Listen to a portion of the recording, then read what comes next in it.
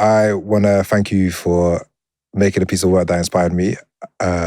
Your documentary, Yenki Taxi, Yenki, sorry. Yeah, no, it's all good. 2019. Yeah. When I saw that, I was like, this is what is needed in like British electronic music, in bass music. It needed a new thread. Like for the previous 20, we're kind of maybe been pulling at the strings of like Jamaican music, sound system culture, and it hadn't pointed into West Africa, into Ghana, into like these other influences that could have been amplified. And then your documentary with Mike Calandra, like I saw it, I was like, this is what I've been waiting for time. Didn't know you from anywhere, and I probably sent both of you excited messages. I remember that. I remember those messages as well on Twitter. Super excited just to see it, and I've probably just caught it on YouTube by chance. And then I think we met at the beginning of 2020, February 2020 actually, just before lockdown. And you did a screening like of the documentary, and then brought together all of these other kind of creatives that I was like, I know you from here, but I didn't really recognize them as a scene of people. But your music visuals had like brought all these people together, which I found super interesting. And then lockdown happens. We get 18 months of all of that kind of chaos. But then you come out, and what eventually leads us to your album Textures. Crazy run, man. Okay, so I mean, I just want to start here. Like, can you give me like a short description of who you are and what your kind of music or the combinations of your music that are happening right now? Oof, that's a tough one. I'm going to try my best. But in terms of, who I am, I'm Hagan, a producer and DJ from South London. And I would say that the majority of my work or what I'm trying to produce is African-driven dance music, which has obviously got its roots, not roots, but influences from the UK as well. Obviously being inspired by UK sounds ever since I've been at school, from club music to grime to house music, and trying to figure out what is the bridge between that type of sound and what I was listening to at home, which was like high life music, hip life as well. And trying to figure out a way I could kind of like bring something fresh to the dance floor, which would combine all of those influences together in it. So I would say my music sits in between those pockets, but then it's also inspired by like global sounds as well. So yeah, that's a little bit about me. And then in terms of what I DJ, it's everything that I've probably just mentioned. And so everything from like UK funky, which is where I actually started from. Because I used to love UK funky, and just hearing like the similarities between the grooves you hear in funky and let's say high life music as well, calypso, and just how much of a upbeat tempo and feel good type of sound it was. And yeah, it started from UK funky, and then I was just trying to incorporate all different sounds that I could hear that were similar into my DJ sets as well. And then you've also been growing as a producer at the same time. So do you feel like you got a better distillation of all of those things now today in 2026 than you did, say, like when I first like started hearing your music in 2019? Like, are you able to refine like the bridges of those things and it become more obvious in your music? Yeah, 100%. And I think that's mainly because, as with each iteration of like the music that I'm bringing out, I'm also traveling, and I'm also going to these places where I've been inspired by to understand more about the grooves and the rhythms. For example, like when it came to Yenki, the documentary, as you mentioned, the whole point was to go to Ghana to kind of understand more about, firstly, how electronic music is evolving in that country, but also to understand some of the traditional grooves that were played, that are incorporated in the contemporary sounds that we heard from Ghana, like from hip life, and then also to just figure out what does that mean for the type of music that I'm making. So as time has gone on, I've been able to refine the sound through the traveling, and literally just like taking inspiration from like producers that I am inspired by as well, and either watching documentaries or listening to interviews from them and understanding like how do they tackle trying to like come up with their music and what inspired them as well. Yeah. And alongside that, you build this kind of visual language with like, I'll describe them as your friends and family, like of other creatives, right?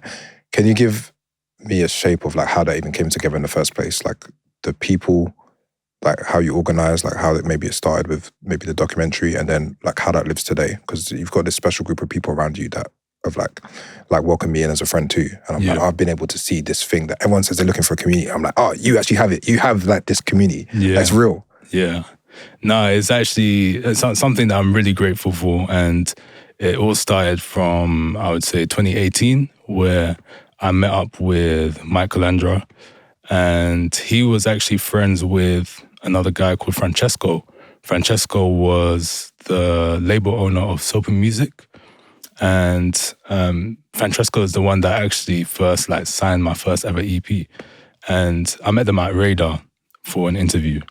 And at this interview, I was telling Mike that, I'm going to go to Ghana in 2018 and basically just try and understand more about my roots and understand more about the music there. And he was like, I want to come. And I was just thinking to myself, how's this guy going to invite himself to my trip like this? But he was like proper passionate about it. And then he kept on explaining to me like some of the objectives and the goals that he wants to do in terms of understanding music from Africa is very similar to like what I'm trying to do as well. So yeah, we sat down, we came up with like this whole timeline and plan of what I wanted to achieve and like what he wanted to document.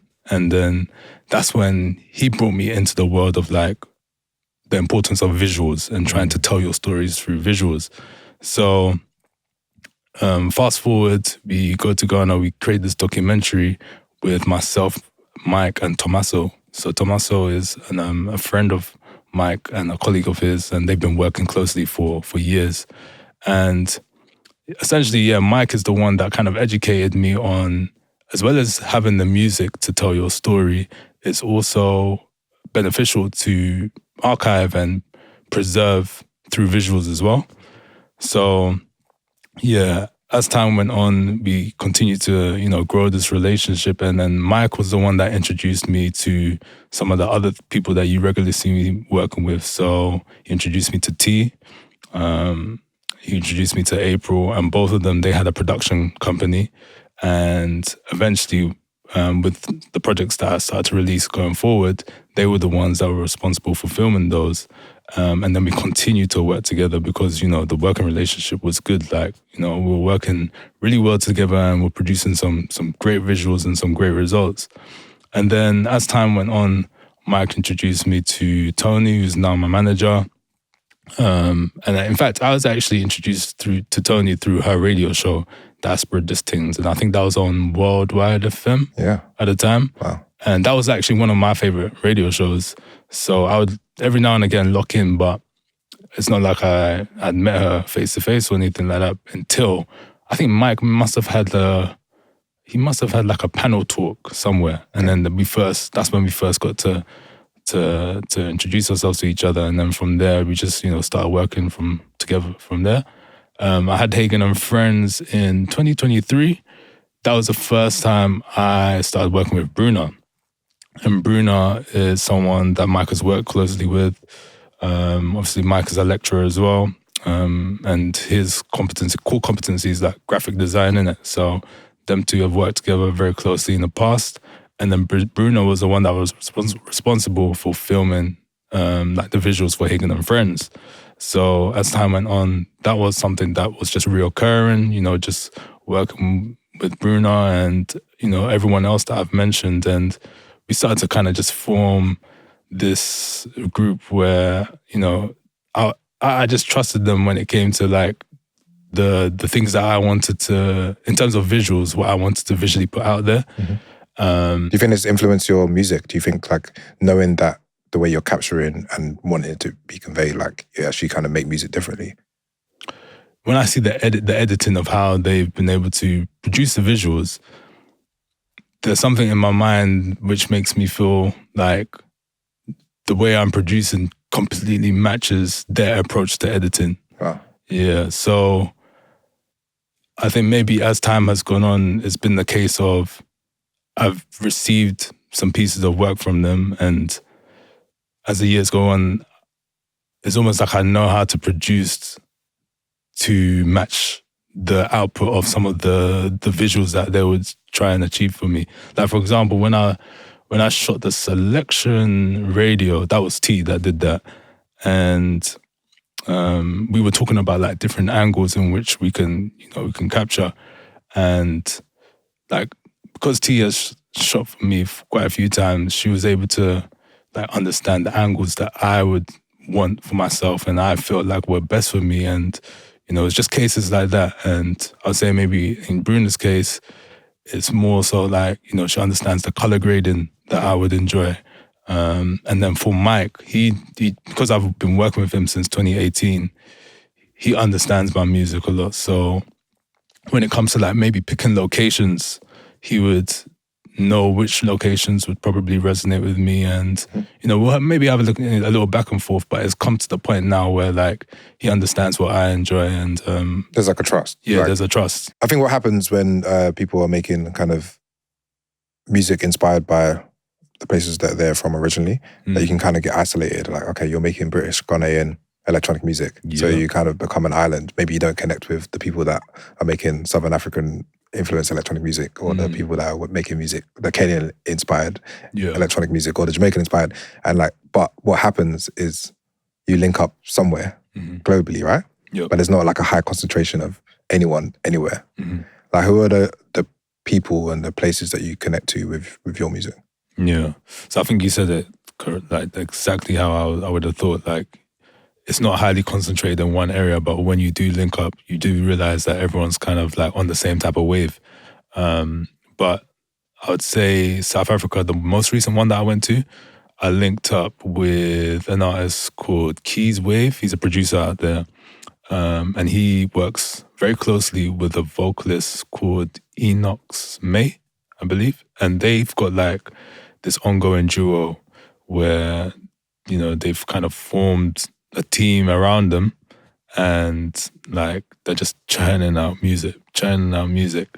And Enox May, the vocalist, I worked with him with like a sound that maybe he's not necessarily aware of, or something that he usually does, but the idea was to like basically just offer something completely different and see what the fusion would sound like.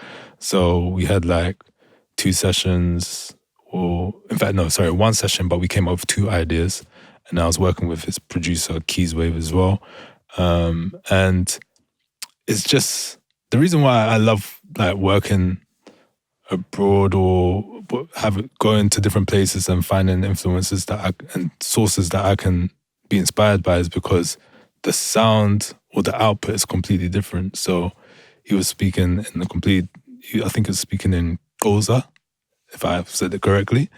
So he's not speaking English, but it still sounds like you can understand or you can feel the music. And when you combine that with, the music that I'm making, the output is going to be completely different to something that would just be originally in English. So yeah, that was one experience in South Africa. Then I also worked with another producer called Agento Dust. And again, he was kind of making like Afro tech and 3-step inspired music. And I'm bringing in like the UK influences towards that. And then there's a combination there that's to be explored. So that was South Africa. Then when I went to Brazil, that was in 2024.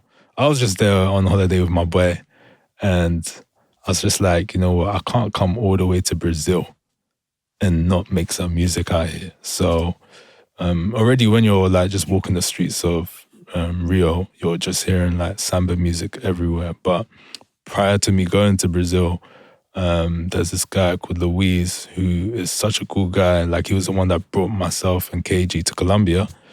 and he lives in Brazil. So I compiled this Excel sheet of like all these different artists that I want to work with, all these different producers from Colombia and Brazil. And one of them was a percussionist. His name is Luzino Dojeje. And he's from, where is he from? He's from Bahia. And the only reason why I got to know about him is because on the Use of Days album, Black Classical Music, there's a track on there called Something the Drum. I need to remember this. Chasing the Drum. And right at the end of Chasing the Drum, there's this sample. And when I was listening to it, I was just like, this sample is so nice. And then I was looking at the credits and I saw it was Luzino Dojeje. So I just wrote that on my Excel sheet. Anyway, coming back to Brazil, I told Louise that, this is one person that I want to connect with. Didn't think anything of it, but Louise managed to make it happen. Don't know how he managed to make it happen, but it was just all coincidental that Luzino was in Rio that same weekend that I was in Rio, because he's not actually from Rio. He's from Salvador. So yeah, Louise connecting us, and I already had like an idea where I wanted to layer some of the percussion and just like beef up the music a little bit. So we went to a studio in Botafogo. I hope I'm saying that correctly, but it's also in Rio. And this studio's just got like all these vintage equipment and all these like traditional drums. And he also brought his drums all the way from, I actually don't know how he managed to bring his drums because he's not originally from Rio. I don't know whether he has like a space out in Rio where he has some spare drums. But anyway, he brought them to the studio and I played him that idea. In fact, before that, I spoke to him, told him a little bit about myself, how I got to know about him. And then, yeah, when I told him about Use of Days, then he was like, oh yeah, because they've worked together before. So he kind of understood a little bit about, where I was coming from. So then I played him the tune, and then he was just like tapping his foot, nodding. And then he was like, okay, he's just saying in Portuguese, like, I've got an idea. Then he started to compile his drums, and then he just started recording layer after layer. And like, I'm so happy about just that one moment where we managed to make it happen, because like, if it wasn't for the Excel sheet, if it wasn't for Louise, or if it wasn't for that weekend where he was free, I wouldn't even be able to have that opportunity. And yeah, the tune is hot. It's hot. Yeah, I think about this a lot with, I guess, like Black British musicians that get to visit other countries, like, because they don't have the kind of passport freedom that we do. Like, all that music is never legible to the people that when we get back. You know what I'm saying? So like, people are like, oh, is it grime? Is it funky? Is it dubstep or something? I'm like, no, it's this other thing. Yeah. And it doesn't really have a name yet. People have tried to like frame things like, oh, is it like global bass music? It's like, no. Yeah. Is it like what? Yeah. What? How do you describe it to people that are uninitiated? I don't really have a title for it because it's tough to put it into one box. It's a combination of all of these sounds that you are privileged to, as you said, it's a privilege to even have a passport that allows you to travel to all of these different places, because unfortunately, the artists that you may go to these countries that you are working from, they don't have that privilege. So it's a combination of the sounds that you have been fortunate enough to borrow from them, and it's a combination of the sounds that you are bringing as well, and it just creates that fusion. And it's hard to, or I don't know if you can even put it or class it as one particular genre, because that's almost like a disservice towards the genres that you are fusing it with. So it's something of the like Black diaspora and experience that we are very lucky to like kind of capture in some way. Yeah, right? we're so lucky to even have the privilege of traveling to have those opportunities. So is that how you think about like framing an all-night set too? So like, you're trying to like encapsulate all these things that maybe influence all of your work across like 4 or 5 hours. Like, how do you think about putting together your all-night longs? Yeah, the all-night, that's a tough one. I can't even lie to you, because like, how to as you said, how to navigate and produce a night where you're gonna combine all of those sounds together is still something that I'm trying to think about how I'm gonna approach it. But it's definitely something that I want to try and achieve, where, I am gonna have music that is influenced from me being from Ghana. So you're gonna hear the hip life, the high life, the palm wine music, but you're also gonna be hearing music that I used to take in as a child, like UK garage, because that was actually the genre that started everything for me in terms of like what I was inspired by, in terms of the cassette tapes that I would record, countless amount of cassette tapes, so that I could just, listen back as time went on. So you're going to hear that. You're going to, of course, hear house music. You're going to hear African-driven dance music as well. So in terms of like creating a journey, that's something that I'm still trying to figure out, like how I'm going to do that. I'm probably going to do something whereby for each hour, you're going to hear like snippets and moments from all of these different type of sounds that I've been able to be inspired by. Because I don't know how like for 5 hours you can just play maybe 1 hour of this genre, 1 hour of the next. What's going to happen to like the people that came later? They're not going to hear like some of the sounds that you wanted to showcase to them because they came later. So I'm trying to figure out a way that I can like show a piece of all of those sounds in, each of the consecutive hours that I'm playing for. I guess 5 hours, is that enough to get the breadth of like what you do across? Like if you had 8, how much would it change? Like what you do?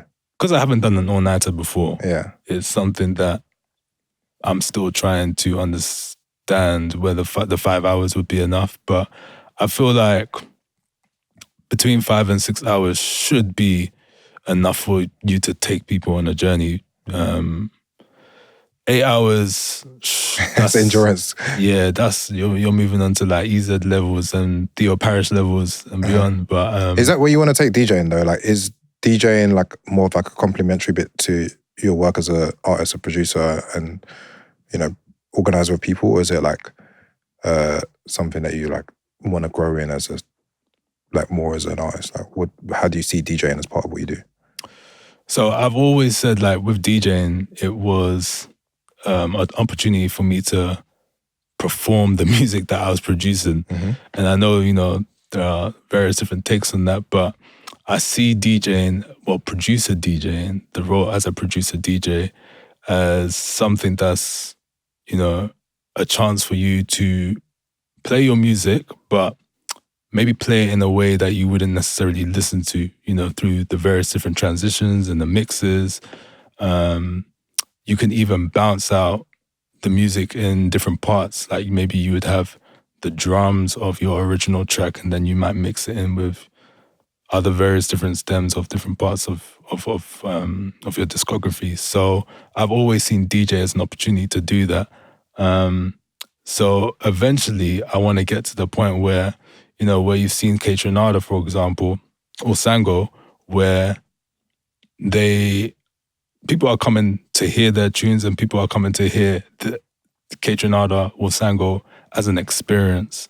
And of course, I will be dropping, and I still do, I still drop a lot of music from other producers, other artists, but the way I see DJing is as an opportunity to showcase some of the music that I produced in a different way to how you would maybe listen to it on a streaming platform, something different. Let's talk about a different kind of rhythm, the rhythm of work and life and music all together. Yeah. I think not enough people speak about, the balancing act that they're going through in life. And part of our work as artists and producers is to maybe take people's minds away from work, but then you also trying to fit producing music into your own life. So you have a full-time job, while making music, traveling, doing what you're doing. Yeah. How do you make it work in your life? Yeah, man, it's tough. Because I've been doing this for such a long time, it's just become like a cadence and a rhythm that I'm so used to. But the way I would say that I balance it is my weekends are definitely just taken up through music. Like it's tough to make room for. I mean, of course, I do. Don't get me wrong. Like, I'm not trying to say that the whole weekend is fully music, but a large majority of my weekends, I'm in studios, or I'm at home making music, or let's say after work, I'll be making music.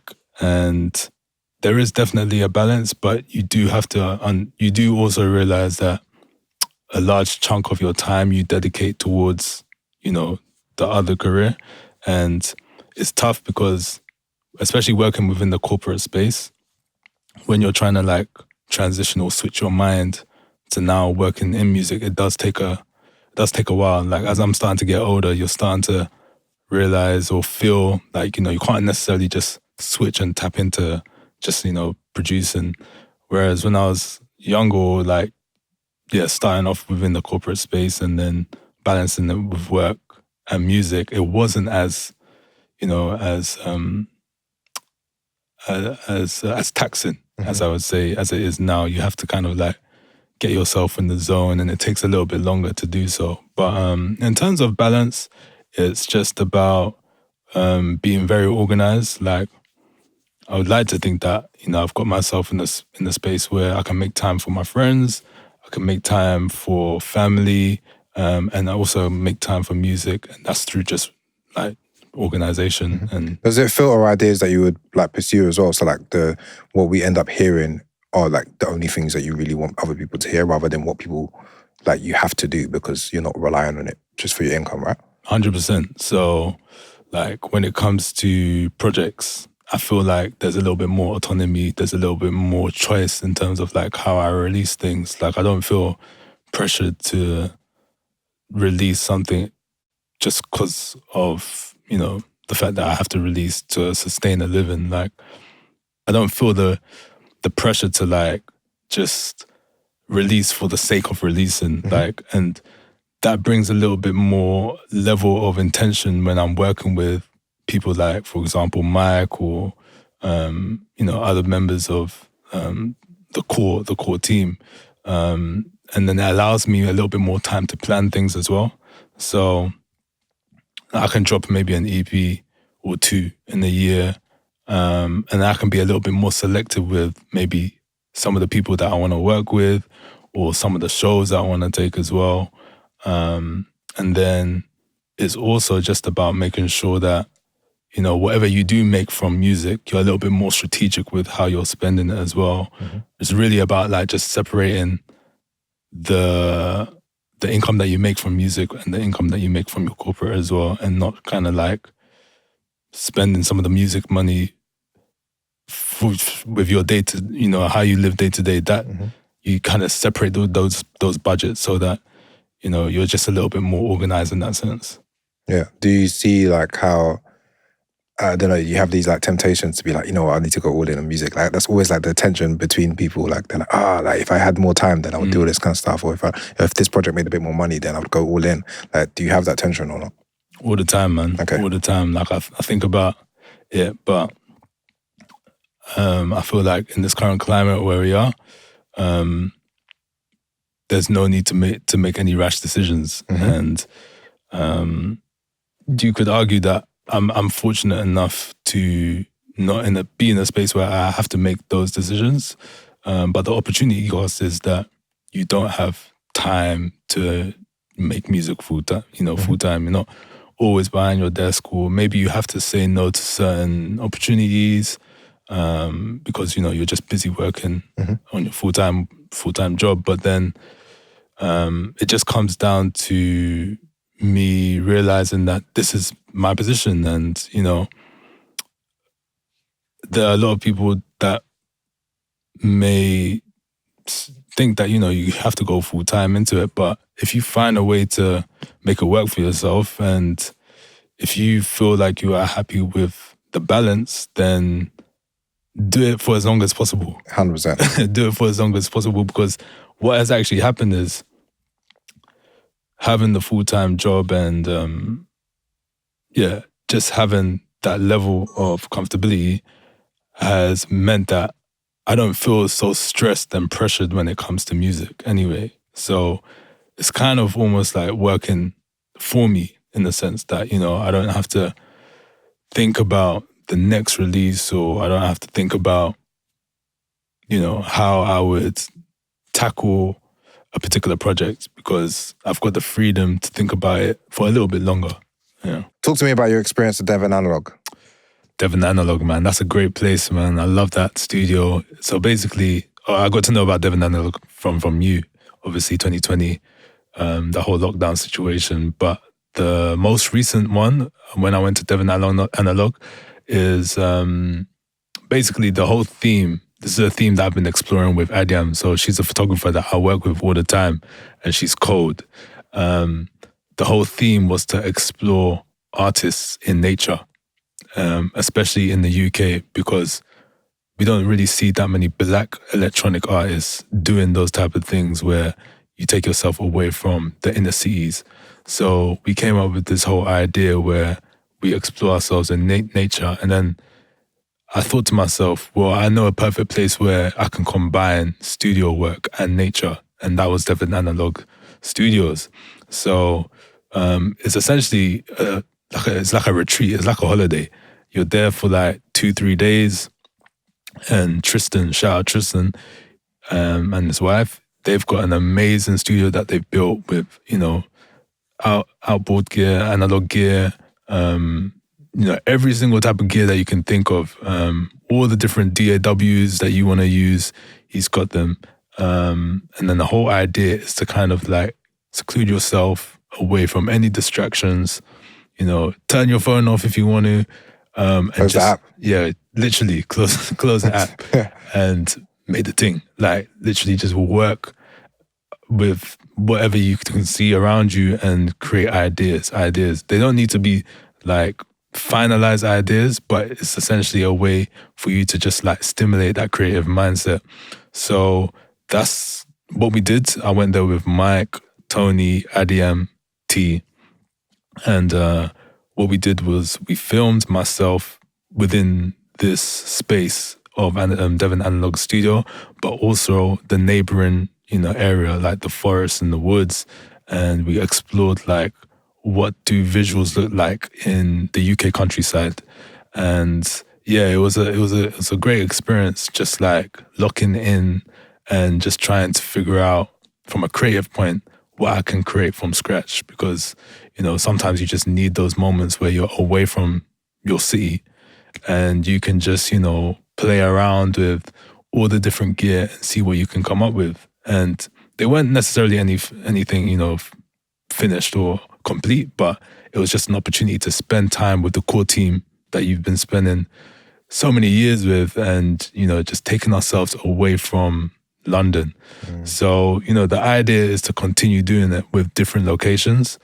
And Tristan, he told us about a couple of locations in Devon that we can explore, and the whole idea is to try and see if we can do a little bit more of that, and I think going forward I want to see if I can invite maybe 1 or 2 producer friends, 1 or 2 musicians. In fact, I got this idea from yourself, but yeah, just invite them for the weekend and see what can be created, and kind of use that as a way to combine that with the whole busy creating mindset and label that I'm trying to start. Yeah, like spending the time together. Together, I think that makes a big difference.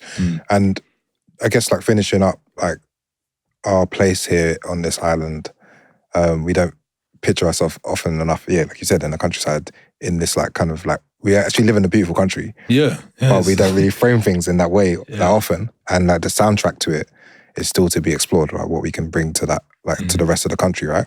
Yeah. Like over the next few years, or maybe the next project, do you think being in Britain, in nature, in the UK, like beginning to explore the rest will like change your sound in any way? Yeah, I feel like it already has, to be honest. And there's something that I'm open to as well. Like, I feel like it would just incorporate maybe more live instrumentation, possibly. It could especially being in Devon Analogue, incorporate more analog equipment as well. So, when I was actually in Devon, I was even just like doing field recordings and just like recording things around me. So it's gonna have like that type of warm feel to the music that I make going forward. So yeah, it's something that would definitely open up my sound, and I'm interested to see where it takes me, to be honest. So yeah. Thank you, bro. No, thank you, man. I appreciate it. The Devon Analogue experience is like this way of like opening up producers, man. If people are feeling because they're lost, then I'm like, yeah, you need to go there, and then like because like again, when it comes to the outboard gear, it just feels a lot more warmer when I don't know if this is a correct way to describe it, but when you record into like, let's say for example the Moog or like maybe some of the Roland keyboards, like the Junos, you just have like a warmer feel to some of the textures that you're producing in your productions. And the VSTs, they can do that job now, but like actually playing things, your muscle memory changes the way you feel. Things are tangible, that you're moving knobs and different parameters, and you're creating your own automations. It just kind of like starts to stimulate different parts of like your creative mind, and that's what I personally enjoy about the whole trip in our Devon Analogue Studios. So yeah, man, I'll be there soon. I'll be there again. Thank you for having me, man. I appreciate it. So first time I've even done a podcast, I'll be honest with you. So no, I appreciate it, man. Thank you, bro. Like you've inspired me like from 2018, 2019, and then getting to know you as a person and the rest of the family, man. It's been super special for me. No, thank you so much. Since knowing you as well, you've inspired me and kept me going as well. So yeah, I appreciate all the advice that you give me as well, man. So big ups, man. Love.